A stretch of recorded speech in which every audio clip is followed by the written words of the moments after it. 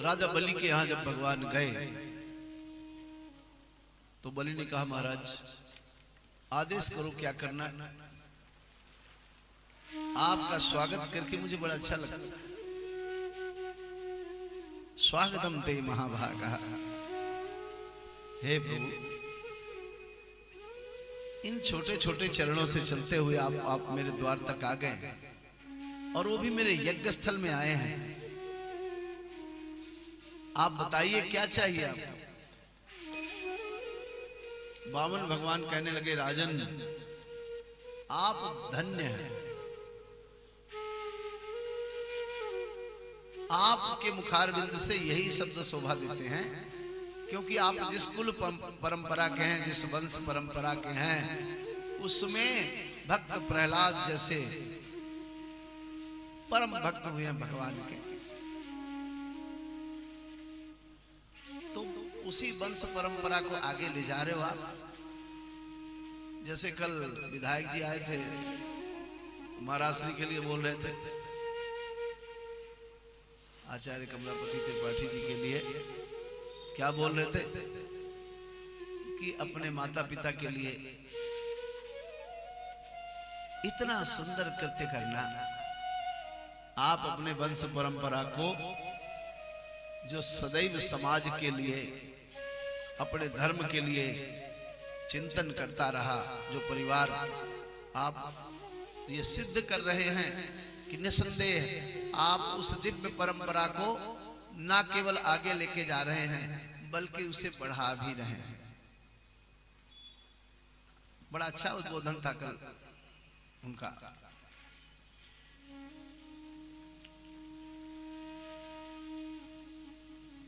तो राजन, आप राजा बलि हैं, कोई सामान्य व्यक्ति थोड़ी है। इन्हीं शब्दों की अपेक्षा आपसे रखी जा सकती है राजन। महाराज बताइए, 3 पग पृथ्वी चाहिए केवल। महाराज, राजा बलि हंसने लगे। महाराज क्या कह रहे हो आप, जाने कितनी दूर से चल के कहां से आप आए हो। राजा बलि जो तीनों लोकों का मालिक है, उसके पास आए हो, और आपको क्या चाहिए? 3 पग पृथ्वी। भगवान कहने लगे, तो राजन आप बताओ, अधिक लेकर के मैं क्या करूंगा? आपके पास तो तीनों लोक हैं, तब भी आप यज्ञ स्थल में बैठे यज्ञ कर रहे हो। किस लिए? कुछ और चाहिए आपको, कुछ और प्राप्त करने की अपेक्षा है आपके हृदय में। ये निष्काम यज्ञ नहीं है आपका, सौमा यज्ञ है, सकाम यज्ञ कर रहे हो आप। अब बताओ, जिसके पास तीनों लोगों की संपदा है, वह राजा भी अभी भी अर्थार्थी बना हुआ है, अभी भी इसे कुछ और चाहिए। तो ये तृष्णा राजा कहीं समाप्त थोड़ी होती है। अगर आप इस प्यास में भटकते रहे तो ये मृग तृष्णा है। मेरे पास इतना कम क्यों है, उसके पास इतना ज्यादा क्यों है, ये तो सबके हृदय का प्रश्न है, सभी के हृदय का। कोई व्यक्ति स्वयं को समृद्ध मानने को तैयार ही नहीं है। उसको अपने पास कुछ कम दिखता ही दिखता है और दूसरे के पास कुछ ज्यादा दिखता ही दिखता है। विडंबना है। राजन, 3 पग पृथ्वी इसलिए चाहिए कि जब मैं चाहूं तो उसमें बैठ जाऊं और समाधिस्थ हो जाऊं, और जब मैं चाहूं मेरा विश्राम करने का मन करे तो मैं उसमें लेट भी जाऊं।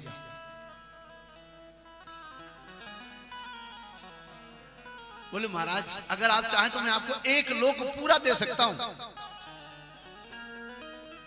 बोले, नहीं, मुझे 1 लोक नहीं चाहिए। भगवान मन ही मन कह रहे थे,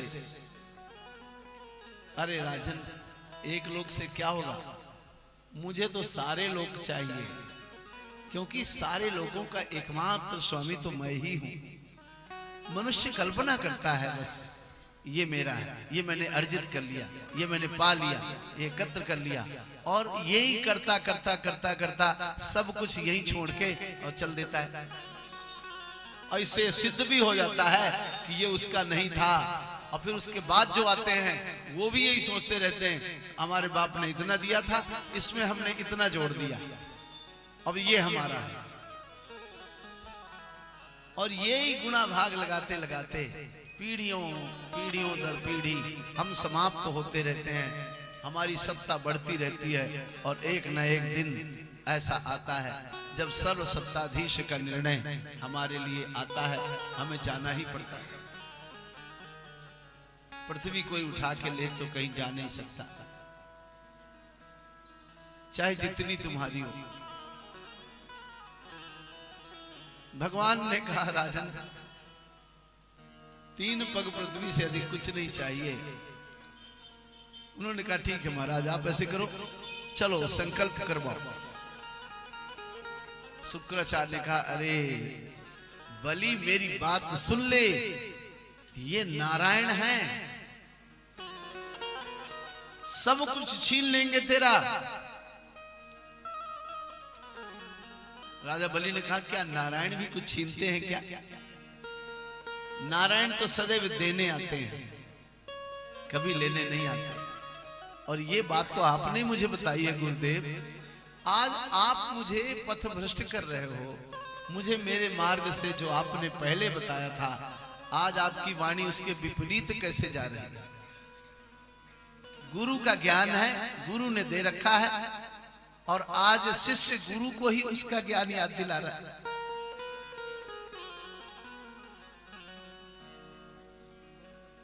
गुरु भ्रमित हो जाता है कई बार, लेकिन स्थिर बुद्धि का शिष्य कभी भ्रमित नहीं होता। एक बार तो एक गुरु जी थे, अपनी शिष्या, उनकी एक बहुत प्रिय शिष्या थी जिसे वो अपनी बेटी से ज्यादा मानते थे, और बड़ी सेविका भी थी। एक गांव से दूसरे गांव रोज जाए, गुरुजी अकेले थे, ब्रह्मचारी थे, उनकी सेवा करके आए, और उनका घर, उनका भोजन, सारा सब कुछ ठीक करके, आश्रम को सुव्यवस्थित करके, और वो प्रतिदिन तब आके अपने घर के काम करें। एक दिन नदी में बाढ़ आई, बहुत भयंकर पानी वर्षा, और वो परम गुरु भक्तिनी थी। नदी के पास जब गई तो देखा नदी विशाल काय स्वरूप लेकर के और प्रवाहित हो रही है। हाथ जोड़ के नदी से कहने लगी, हे गंगा मैया की बहन जी, तुम तो गंगा जैसी ही हो, मेरी प्रार्थना सुन लो। मेरे गुरुजी अगर मैं ना पहुंची तो भूखों मर जाएंगे, उनको भोजन बनाना तो आता नहीं, और कैसे सारा दिन रहेंगे, क्या खाएंगे? मुझे थोड़ा सा रास्ता दे दो, तो मुझे गुरु के चरणों तक पहुंचना है। आपको मेरे गुरु जी की सौगंध है। ऐसे कहा, नदी तुरंत ही रास्ता बना देती है बीच से। आधी धार इधर हो गई, आधी धार इधर हो गई। वो कन्या चुपचाप पार हो गई और जाकर के अपने गुरु की सेवा किया, खूब मन लगा के सेवा किया। और गुरुजी को ध्यान आया सेवा करते करते, गुरुजी आपका दूध भी गर्म करके तैयार करके रख दिया है, पी लेना और आराम से सो जाना। गुरुजी को अचानक याद आया, तो बहुत बारिश हुई है, इतनी भयंकर प्रलयकालीन सदस्य बारिश में तू आ कैसे गई बेटा? पूछ लिया। उसने कहा, गुरुजी सच बताऊं? बोले हाँ सच बताओ। बोले आपका नाम लिया तो नदी ने मुझे रास्ता दे दिया। केवल आपका नाम लिया और कहा गुरु की सेवा में जा रही हूं, मुझे रास्ता मिल गया। इतना सुनते ही जो बाल ब्रह्मचारी गुरु था, जो परम त्यागी था, उसको भी अहंकार हो गया। मेरे नाम से नदी रास्ता दे देती है तो मेरा नाम कितना बड़ा ना होगा, विचार करो। तुरंत खड़े हो गए गुरुजी, बेटा मैं दूध बाद में पीऊंगा, अंधेरा हो गया है, मैं तुझे नदी तक छोड़ के आऊं। अब नदी में पहुंचे, उस बालिका के साथ, अपनी शिष्या के साथ नदी को कहा, रुक जा बेटा, तू मत बोलियो, मैं बोलूंगा। रोक दिया। अब तो जब गुरुजी खुद आए हैं तो नदी हमारी शिष्या उस पार जाएगी, इसे रास्ता दे दो। बड़े अधिकार पूर्ण ढंग से, आदेश पूर्ण ढंग से गुरुजी ने आदेश दिया नदी को। नदी अपने गति से बहती रही। भयंकर जल, भयंकर प्रवाह। दूसरी बार कहा,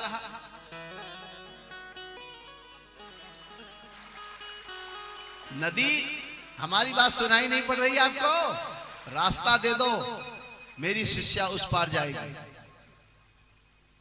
लेकिन एक जड़ की तरह वो प्रवाहित नदी प्रवाहित होती है। शिष्या ने कहा, गुरुजी पता नहीं क्या हो रहा है, मैंने तो केवल इतना कहा था कि गुरुजी के चरणों में जा रही हूं, तो इसने रास्ता दे दिया था। और अब गुरुजी अपने शिष्या के सामने अपने आप को बड़ा अपमानित महसूस किए कि बताओ, मेरी शिष्या मेरा नाम लेकर के और इस पार आ गई थी, अब मैं खुद यहाँ खड़ा हूं तो ये रास्ता नहीं दे रही है। गुरुजी मारे लज्जा के उस नदी में छलांग लगा के बह गए। तो कई बार गुरु को अपना ज्ञान ही भूल जाता है कि उसने शिष्य को क्या बता रखा है, लेकिन स्थिर बुद्धि का जो शिष्य है वो अपने गुरु के बताए हुए जो ज्ञान को कभी अपने मन से विस्मरित नहीं करता और उसको सदैव संजो के अपने जीवन का सूत्र बना करके जीवन को आगे लेके जाता है। राजा बलि ने कहा, गुरुदेव आपने मुझे कहा था कि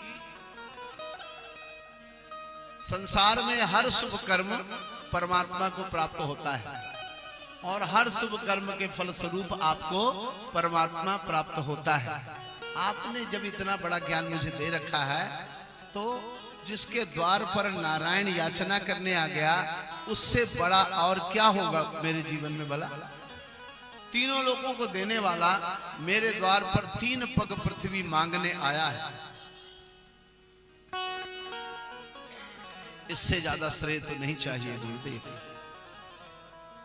शुक्राचार्य को क्रोध आया, कहने लगे मैं तुझे श्राप देता हूं, तू श्रीहीन हो जा, लक्ष्मी रहित हो जा। गुरु के आदेश को न मानने वाले राजा बलि ने श्राप स्वीकार कर लिया। कहा, महाराज मुझे श्री नहीं, मुझे श्री का पति चाहिए। मुझे क्या करना है, श्री क्या करूंगा। अंततः राजा बलि ने, शुक्राचार्य ने बताई दिया था कि ये नारायण है। ये क्या है,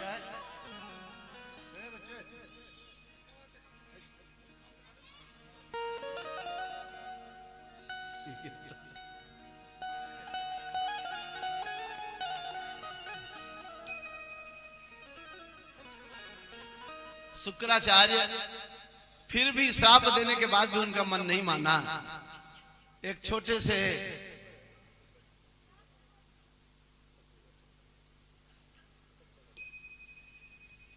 कीड़े का रूप बना करके जाकर के वो गंगा सागर के छिद्र में जाकर के प्रवेश कर गए। जब जल नहीं होगा तो संकल्प नहीं होगा, जल ही नहीं गिरेगा कमंडल से, फिर क्या होगा। भगवान के कमंडल में प्रवेश कर गए। भगवान सब जानते थे। तुरंत एक डाब उठाया और कहा, राजन लगता है इस कमंडल के छिद्र में कोई चीज फंस गई है। और तुरंत ही वो कुशा का डाब चुभाया। शुक्राचार्य जी अपना एक नेत्र गंवा बैठे और उसी नेत्र के मार्ग से जल निकलने लगा। राजा बलि ने संकल्प किया तो संकल्प में क्या बोला, वही संकल्प आज भी सभी ब्राह्मणों के मुखारविंद से आपको सुनने को मिलता है। किसके नाम संकल्प किया? ओम विष्णु, ओम विष्णु, ओम विष्णु। त्रिवारम उच्चारयेत, 3 बार उच्चारण किया। मैं विष्णु के नाम संकल्प करता हूं। कौन विष्णु? श्री पुराण पुरुषोत्तमस्य, जो पुराण पुरुषोत्तम है, श्री पुराण पुरुषोत्तमस्य विष्णुराज्ञा प्रवर्तमानस्य। यही संकल्प बोलते हो आप लोग? चार लोग कहा प्रभाकर यही बोलते हो? श्री पुराण पुरुषोत्तमस्य विष्णुराज्ञा प्रवर्तमानस्य प्रथम प्रारब्धे श्री श्वेत 12 कल्प। वो 12 कल्प था, आज भी 12 कल्प है। क्योंकि ये जो पूरा कल्प है, एक चतुर्युग की चौकड़ी को एक कल्प का संज्ञा दिया जाता है, और ये 12 कल्प ही है अभी भी। और हम सब लोग जो ब्राह्मण लोग संकल्प बोलते हैं, उसमें यही बोलते हैं, भगवान के नाम से ही संकल्प बोला जाता है।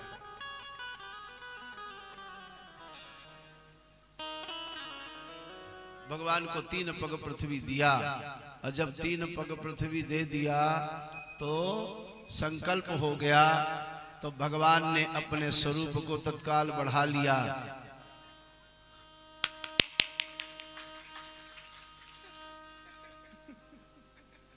ताली बजाने को नहीं कह रहा, बात कम करने को कह रहा हूं।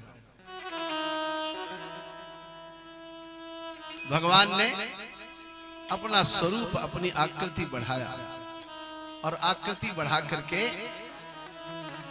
भगवान का चरण जैसे ही उठा, तो पहले कदम में भगवान ने ऊर्ध्वलोक के सारे लोगों को नाप लिया। भगवान का चरण ब्रह्मलोक गया, ब्रह्मा ने भगवान के चरण धोए, नमन किया, और भगवान के उस चरण धोवन को अपने कमंडल में ब्रह्मा ने स्थिर कर लिया। बाद में वही पतित पावनी गंगा के रूप में इस संसार में प्रकट हुई। इसके पश्चात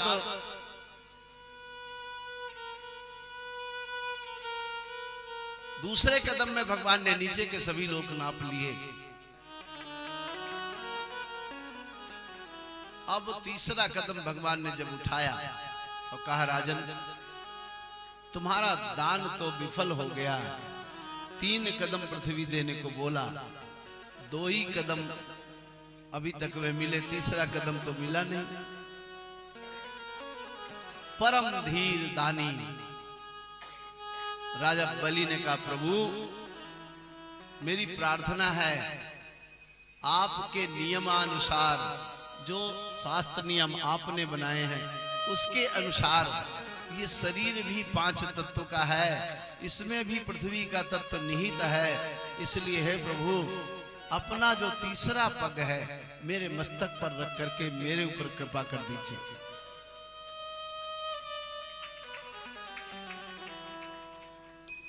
नारायण ने बलि के आग्रह को स्वीकार करके अपना चरण उसके मस्तक पर स्थापित किया। राजा बलि धन्य हो गए। भगवान ने तत्काल ही राजा बलि को कहा कि देखो, अब तुम हमारी संपदा हो गए हो। भगवान ने ब्रह्म फांस से बांध लिया। राजा बलि ने कहा, प्रभु मुझे बांध क्यों रहे हो? बोली, ये आवश्यक है राजन, तेरे कल्याण के लिए बांध रहा हूं। आज भी हर ब्राह्मण अपने शिष्य को, अपने यजमान को बांधता है और मंत्र बोलता है, एन बद्धो बलि राजा दानवेंद्रो महाबलः। बोलता है ना महाराज श्री आचार्य से।